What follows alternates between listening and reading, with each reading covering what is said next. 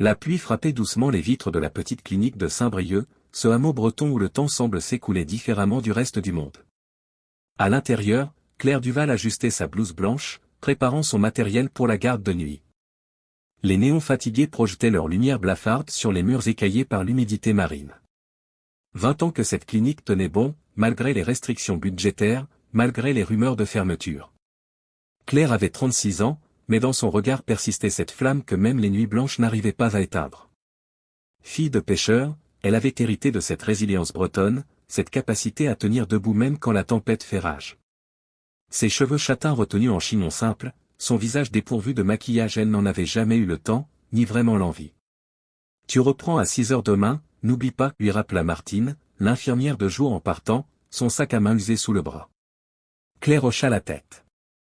Le silence s'installa, seulement troublé par le ronronnement régulier des machines médicales et le tic-tac persistant de l'horloge murale. Dans cette clinique rurale, il n'y avait que 4 lits, 2 étaient occupés. Un vieil homme, Monsieur Guérin, qui récupérait d'une pneumonie, et Madame Lefebvre, 82 ans, qui attendait son transfert vers Rennes pour une chirurgie cardiaque. La nuit promettait d'être calme. Claire en profita pour ranger les dossiers, vérifier les stocks de médicaments, préparer les doses pour le lendemain. Ses gestes avaient cette précision que seules donnent les années d'expérience. Elle n'avait pas choisi ce métier par hasard. Infirmière en milieu rural, c'était accepter d'être tout à la fois, soignante, confidente, parfois psychologue, souvent dernière présence dans les moments de passage. Le téléphone sonna à 23h17 exactement. Clinique de Saint-Brieuc, Claire à l'appareil. La voix à l'autre bout était essoufflée, inquiète. Un homme avait été trouvé inconscient sur la route côtière, à quelques kilomètres de là. Pas d'ambulance disponible avant 1 heure. Les intempéries avaient provoqué plusieurs accidents sur l'axe principal. Amenez-le ici, dit Claire sans hésiter. Je prépare tout. 15 minutes plus tard, la porte de la clinique s'ouvrit brusquement. 2 hommes soutenaient un troisième, inerte, trempé jusqu'aux os. Son visage était pâle, couvert de boue, ses vêtements un simple jean et un pull sombre collaient à sa peau. Rien n'indiquait qui il était. On l'a trouvé au bord de la départementale, expliqua l'un des hommes, pêcheur à en juger par son ciré encore humide. Pas de papier, pas de téléphone. Claire ne perdit pas une seconde. Elle fit installer l'inconnu sur le dernier lit disponible. Ses mains expertes prirent le pouls faible mais régulier. Elle mesura la tension basse, trop basse. Elle ausculta la poitrine, respiration laborieuse. La fièvre était évidente. Pneumonie, probablement, murmura-t-elle. Et épuisement. Pendant près d'1 heure, elle s'activa autour de cet homme sans nom. Elle lui retira ses vêtements trempés, le nettoya avec une douceur professionnelle, installa une perfusion, administra les premiers antibiotiques. Le docteur Moreau avait été prévenu, mais coincé à 20 km de là par un arbre tombé sur la route, il avait donné ses instructions par téléphone, faisant confiance à Claire qu'il connaissait depuis des années. Sous la crasse et l'épuisement, Claire pouvait maintenant distinguer les traits de l'homme. La quarantaine, peut-être. Un visage aux ongles marqués, une barbe de quelques jours qui n'avait rien de négligé habituellement, elle en était certaine. Des mains aux ongles parfaitement entretenus malgré la boue qui s'y était incrustée.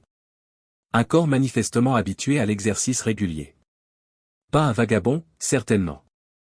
Un randonneur égaré? Un touriste ayant eu un accident? Impossible à dire. Ce qu'elle ignorait, c'est que l'homme allongé dans ce lit au drap rêche s'appelait Julien Armand. Que son visage apparaissait régulièrement dans les magazines économiques. Qu'il dirigeait l'un des plus grands groupes technologiques français. Que sa fortune personnelle se chiffrait en milliards. Que, 3 jours plus tôt, épuisé par des mois de négociations internationales, il avait simplement disparu de Paris, laissant son téléphone, ses cartes, tout ce qui pouvait l'identifier. Pour la première fois en 20 ans, Julien Armand avait voulu disparaître. Juste quelques jours. Juste pour respirer. Une chambre d'hôtel anonyme à Saint-Malo. Des promenades solitaires sur les sentiers côtiers. Jusqu'à ce malaise, cette chute, ce noir. Mais pour Claire, il n'était qu'un patient comme les autres. Un corps à soigner. Une présence à veiller. Sans privilège particulier. Sans traitement de faveur. Elle installa une chaise près du lit et s'y assit, vérifiant régulièrement les constantes. De temps à autre, elle passait un linge humide sur ce front brûlant de fièvre, murmurant des paroles rassurantes bien que l'homme fût inconscient. Vous êtes en sécurité maintenant. Reposez-vous. Je reste là. La pluie continuait de tomber dehors, mais à l'intérieur de cette petite clinique bretonne, une chaleur humaine veillait obstinément sur un homme dont personne ne connaissait le nom. Les premiers rayons du soleil filtraient à travers les stores grisâtres quand Julien Armand ouvrit les yeux. La douleur était là, lancinante dans sa poitrine, mais autre chose aussi, cette sensation étrange d'être nulle part et partout à la fois. Sa vision était floue. Il distinguait à peine les contours de la pièce. Une silhouette s'approcha. Une femme. Son visage se pencha vers lui. « Vous êtes réveillé ?» constata-t-elle simplement. Sa voix était douce mais professionnelle. Pas cette douceur artificielle qu'il connaissait trop bien, celle des gens qui savent qui vous êtes et ce que vous possédez. Julien essaya de parler, mais sa gorge était sèche, douloureuse. La femme lui tendit un verre d'eau, soutenant délicatement sa nuque pour l'aider à boire. « Doucement, dit-elle. Vous avez une pneumonie assez sévère. Vous êtes à la clinique de Saint-Brieuc. On vous a trouvé inconscient hier soir. » Julien observa ce visage en silence. Des traits harmonieux sans être exceptionnels. Des yeux clairs qui le regardaient avec une bienveillance neutre. Pas de vernis social, pas de sourire commercial. Juste une présence authentique. « Je m'appelle Claire Duval, je suis l'infirmière de garde. Le docteur Moreau passera vous voir dans l'heure qui vient. » Claire. Il mémorisa ce prénom, l'associant à ce regard direct qui ne cherchait pas à l'impressionner. Julien, parvint-il à articuler. « Je m'appelle Julien. » Il s'arrêta là. Pas de nom de famille. Pas de titre. Pas de fonction. Pour la première fois depuis des années, il était simplement Julien. Claire hocha la tête, inscrivit le prénom sur le dossier, sans poser plus de questions. Pour elle, c'était suffisant pour l'instant. L'identité administrative pouvait attendre que le patient aille mieux. Eh bien, Julien, vous nous avez fait une belle frayeur. Votre fièvre a commencé à baisser, c'est déjà ça. Mais vous allez devoir rester au moins quelques jours avec nous. Le regard de Julien parcourut la petite chambre spartiate. Un lit métallique aux montants écaillés. Une table de chevet ébréchée. Un moniteur cardiaque qui semblait dater d'une autre époque. Un rideau de séparation en tissu défraîchi.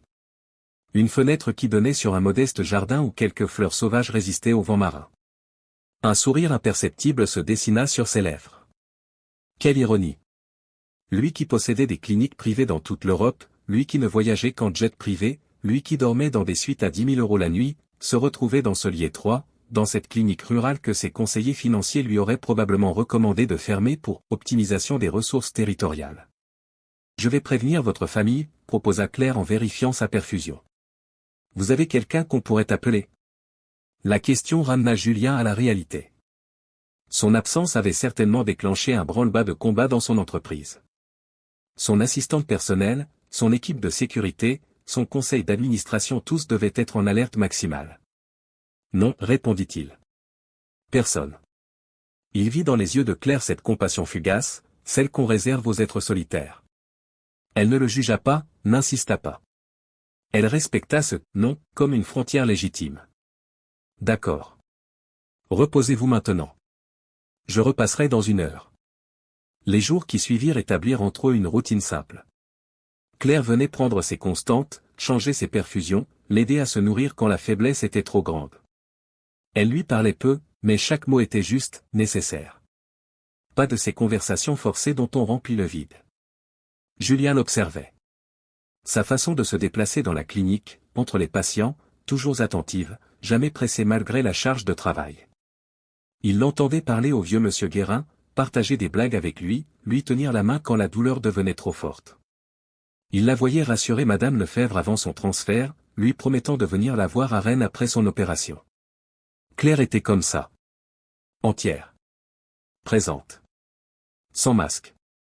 Le 3e jour, le docteur Moreau, un homme aux cheveux grisonnants et au rire facile, vint examiner Julien. « Vous nous avez fait une belle pneumonie, mais Claire vous a bien soigné.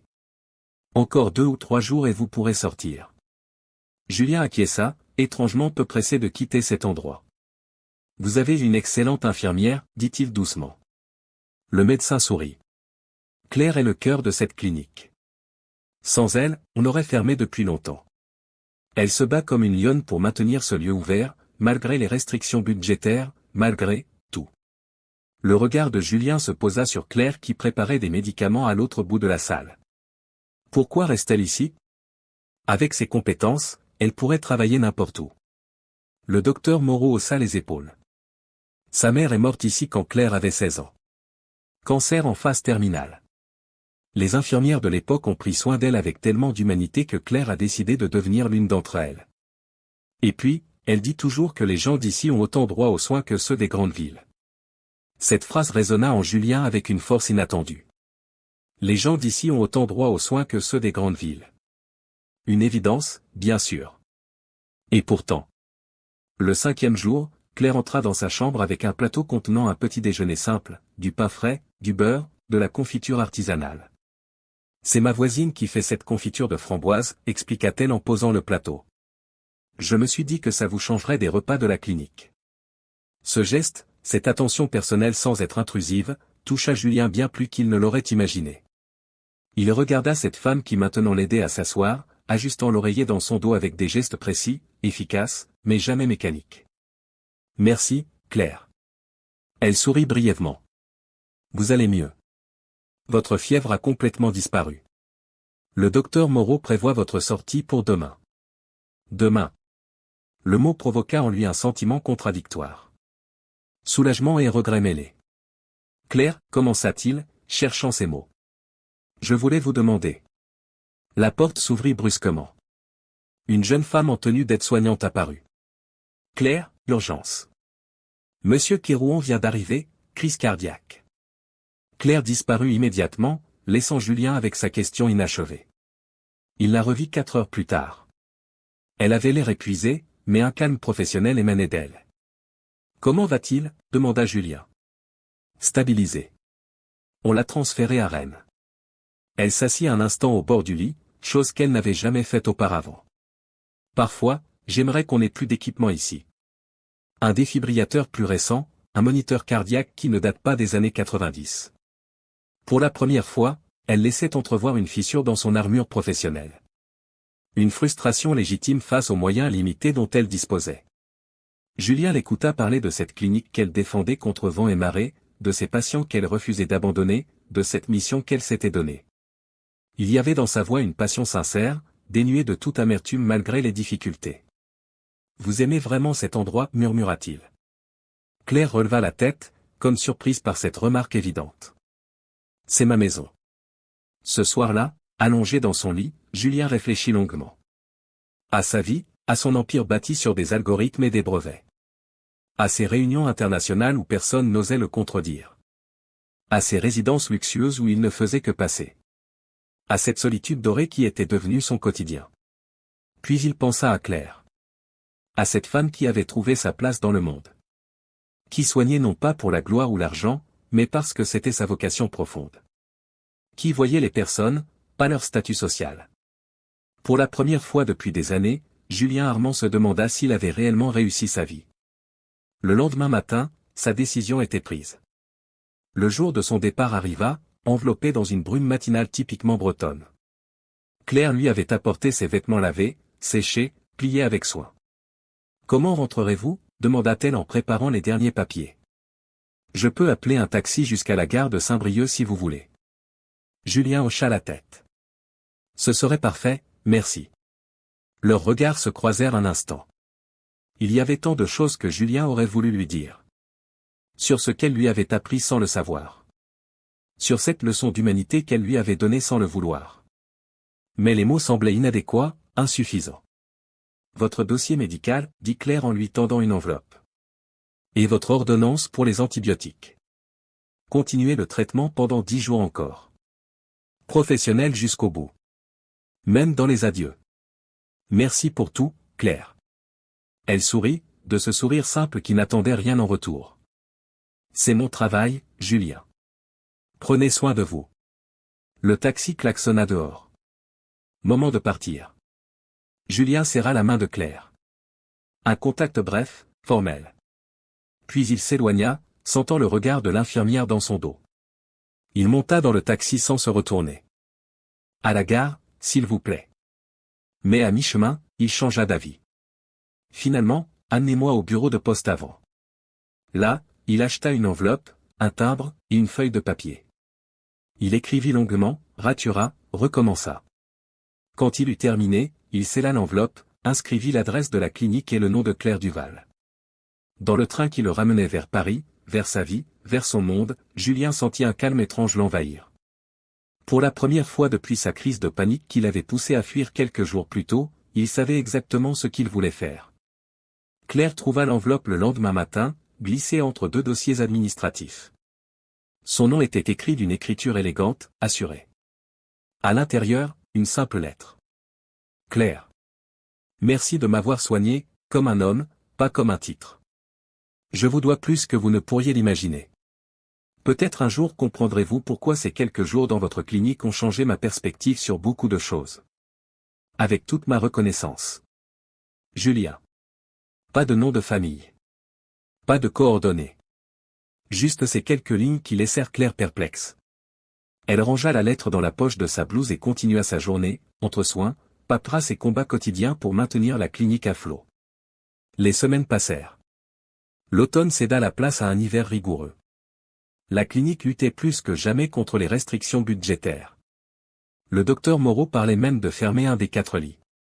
Un matin de janvier, alors que la neige tombait doucement sur Saint-Brieuc, Claire arriva à la clinique pour trouver un attroupement inhabituel. Le maire, le docteur Moreau, et plusieurs personnes qu'elle ne connaissait pas, costumes élégants, mallettes en cuir, air important. « Ah, Claire !» s'exclama le docteur Moreau avec une excitation mal contenue. « Tu nous devineras jamais. La Fondation Armand nous a contactés. Ils vont financer la rénovation complète de la clinique et l'achat de tout l'équipement dont nous avons besoin. » Claire cligna des yeux, incrédule. La Fondation quoi? Armand. Julien Armand. Le milliardaire de la tech. Sa fondation finance des projets médicaux dans les zones rurales, apparemment. Et notre clinique a été sélectionnée. C'est un miracle. Le nom résonna étrangement aux oreilles de Claire. Julien. Comme son patient de l'automne. Mais ça ne pouvait être qu'une coïncidence. L'homme qu'elle avait soigné était simple, modeste. Pas un milliardaire. Les mois suivants furent un tourbillon d'activités. La clinique resta ouverte pendant les travaux, fonctionnant au ralenti mais ne fermant jamais ses portes. De nouveaux équipements arrivèrent. Des lits supplémentaires. Des moniteurs dernier cri. Tout ce dont Claire avait rêvé sans jamais oser y croire. Le printemps revint sur la Bretagne, amenant avec lui la renaissance de la petite clinique. Le jour de l'inauguration officielle, le maire organisa une petite cérémonie. Claire, mal à l'aise dans son tailleur, le seul qu'elle possédait, se tenait en retrait, préférant laisser la lumière aux autres. C'est alors qu'une voiture noire s'arrêta devant la clinique. Une voiture discrètement luxueuse. Un homme en descendit. Claire le reconnut immédiatement, bien que son apparence eût changé. Plus de barbe de quelques jours, mais un visage parfaitement rasé. Plus de vêtements simples, mais un costume sur mesure. Et pourtant, c'était lui. Julien. Son patient de l'automne. Leurs regards se croisèrent à travers la foule. Il sourit légèrement et s'approcha d'elle, ignorant les mains tendues des officiels, les appels du maire. « Bonjour, Claire. » Julien, murmura-t-elle, encore sous le choc. « C'était vous, tout ce temps. » Il hocha la tête, une lueur amusée dans les yeux. « Je voulais voir si quelqu'un me reconnaîtrait. Personne ne l'a fait. Pourquoi ne pas avoir dit qui vous étiez ?» Julien regarda autour de lui, observant cette clinique transformée, ces gens heureux, ce lieu qui avait retrouvé vie. Parce que pour la première fois depuis des années, quelqu'un m'a traité comme un être humain, pas comme une fortune sur pattes. Claire rougit légèrement, repensant à ces jours où elle l'avait soigné, sans savoir, sans se douter un instant de qui il était réellement. « Je vais bien maintenant, » continua Julien, reprenant les mots qu'elle lui avait dit tant de fois durant son séjour. « Mais je crois que je vous dois encore quelque chose. » Il lui tendit une petite boîte. Claire l'ouvrit, s'attendant presque à un bijou, geste typique des riches reconnaissants. Mais à l'intérieur se trouvait une simple clé. « Qu'est-ce que c'est ? » « La clé du nouveau laboratoire d'analyse au sous-sol, » expliqua Julien. « Celui dont vous avez parlé cette nuit où vous pensiez que je dormais. Vous disiez que si vous pouviez avoir un seul équipement de plus, ce serait un laboratoire complet pour ne plus dépendre de Rennes pour les analyses urgentes. » Claire sentit l'émotion lui nouer la gorge. Il avait écouté. Il avait entendu. Il avait compris. Et maintenant, demanda-t-elle doucement, ne sachant pas vraiment ce qu'elle attendait comme réponse. Julien regarda cette femme qui, sans le savoir, l'avait sauvé d'une vie qui n'en était plus une. Cette femme qui lui avait rappelé ce qui comptait vraiment. Maintenant, j'aimerais vous inviter à dîner. Pas le milliardaire invitant l'infirmière. Juste Julien invitant Claire. Si vous acceptez. Claire hésita un instant, puis sourit. J'accepte. À une condition. Laquelle? Que vous me racontiez comment un homme comme vous s'est retrouvé inconscient sur une route bretonne. Julien éclata de rire, un rire sincère, libérateur. C'est une longue histoire. J'ai tout mon temps, répondit Claire, glissant la clé dans sa poche. Au-delà des mondanités officielles, des discours convenus, des photos pour la presse locale, deux êtres venaient de se retrouver. L'un avait perdu le sens de son existence dans l'abondance. L'autre avait trouvé le sien dans le don de soi. Et peut-être, dans cette rencontre improbable entre deux mondes, se trouvait une vérité que ni l'argent ni la pauvreté ne pouvaient acheter, la valeur inestimable d'être vu pour ce que l'on est, et non pour ce que l'on possède. Car parfois, ce n'est pas en étant reconnu qu'on se sent exister, mais en étant ignoré avec tendresse.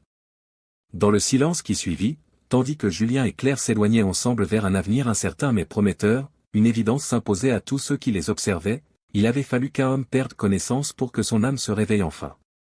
Elle l'a vu. Pas pour ce qu'il vaut. Pour ce qu'il est.